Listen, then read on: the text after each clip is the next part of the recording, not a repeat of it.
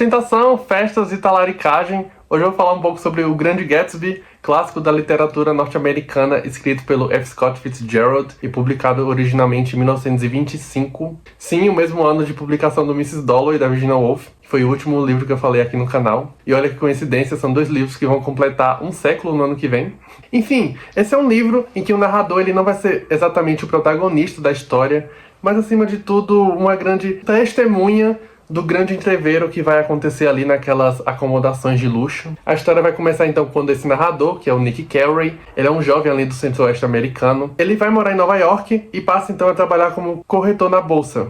Ele vai morar então numa região chamada West Egg, que é um lugar fictício, onde todos os ricos emergentes da época moravam, ou seja, tem apenas os novos ricos ali. E o Nick é primo então da Daisy Buchanan, que mora do outro lado da Bahia, ali em East Egg, que é uma área mais comumente frequentada por ricos da aristocracia, ou seja, gente de brasão, tem dinheiro há muitas gerações na família, o famoso old money. E essa Daisy é casada com o Tom, que é um homem rico e bastante arrogante também. Estudou com o Nick na universidade, se eu não me engano foi na Universidade de Yale. A partir da chegada dele, então, o Nick começa a se aproximar desse círculo de pessoas ricas e de celebridades que são amigos daquele casal. E ali também ele passa a saber da existência desse tal de Jay Gatsby, que aparentemente é o cara mais rico da região e que se torna bastante popular porque ele oferece as festas mais badaladas da elite ali da cidade. Só que afinal, quem é esse Jay Gatsby? De onde que ele vem? O que é que ele quer? Ele é um completo mistério para todo mundo, ninguém sabe das origens dele e existem vários rumores, um mais absurdo do que o outro, sobre o passado desse Gatsby, como que de fato ele adquiriu aquela fortuna toda. E a história só fica mais curiosa quando o próprio Gatsby vai então convidar o Nick para ir na casa dele e a partir dali eles vão começar a se aproximar.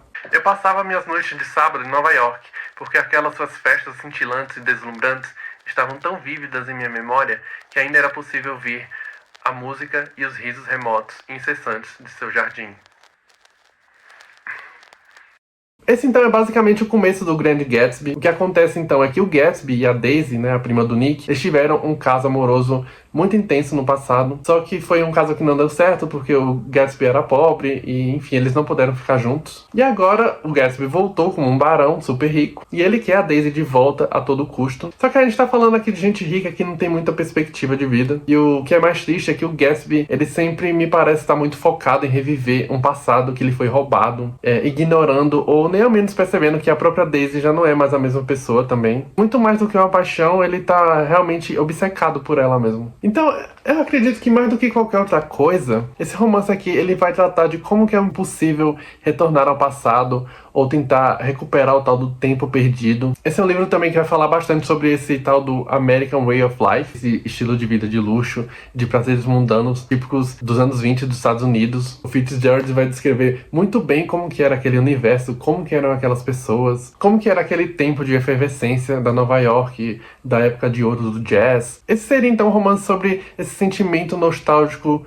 e vintage. É a partir daí também que a gente vai ter ideia sobre como a ascensão social tem um preço a ser cobrado, que seria justamente o do isolamento e até da alienação, que a gente está falando de gente que, ora, está bastante entediada com aquela vida mansa que eles levam, ou então estão totalmente obstinadas a ter o que quer, custe o que custar. Aqui no Grande Gatsby, os personagens eles estão sempre em busca da próxima grande ilusão da vida deles, principalmente porque o amor, ele não garante felicidade nenhuma pra ninguém aqui. Pelo contrário, quando não é pôr o fogo no rabo, é aquela tentativa desesperada de recuperar um senso de autenticidade que se tinha no passado. E até os casais aqui românticos, eles são bem trágicos porque ou tem muita infidelidade ou alguém está frustrado. E o Gatsby, que é a grande figura aqui desse romance, ele seria o cerne de todas essas ideias contraditórias. Ele é o amante impetuoso que vai navegando naquele seu estilo de novo rico, com todas aquelas festas para tentar chamar a atenção da amada dele. E ao mesmo tempo ele tem uma visão até meio ingênua de como que o dinheiro dele pode de fato mudar as coisas do passado, só que não. Aqui no romance há sempre uma menção a uma luz verde que existe no final do cais onde eles moram, que seria então um símbolo de um grande sonho que é ofuscante, só que inalcançável. Gatsby acreditava na luz verde, no futuro orgástico que ano a ano recua à nossa frente. Ele nos escapara, mas isto não importava.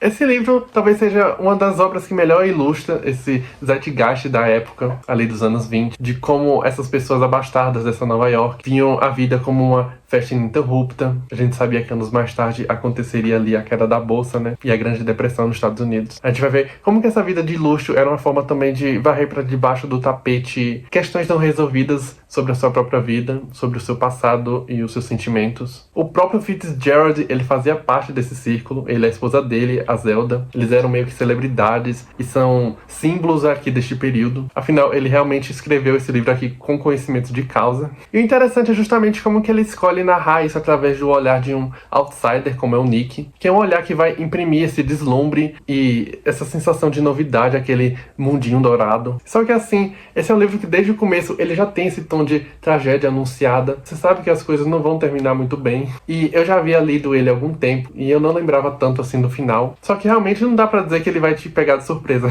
Porque aquele final acaba sendo a combinação até natural das escolhas, de todos aqueles impulsos daqueles personagens inconsequentes. E no final ninguém consegue realmente o que quer. E eu acho que parte dessa tragédia, além de perceber a forma como o Gatsby, ele hiperidealiza a Daisy, ele não tá apaixonado por ela, ele tá apaixonado por uma ideia, pelo passado. O Nick, ele também, de certa forma, fazia o mesmo em relação ao próprio Gatsby. E depois do final, aqui principalmente, essa coisa de que o futuro é sempre melhor. Então o Gatsby, ele vai meio que virar essa resolução de que o que há de mais glorioso nas nossas vidas, a nossa grande felicidade, ela ainda está para acontecer. Ou seja, ela ainda brilha como essa luz verde que fica distante no horizonte.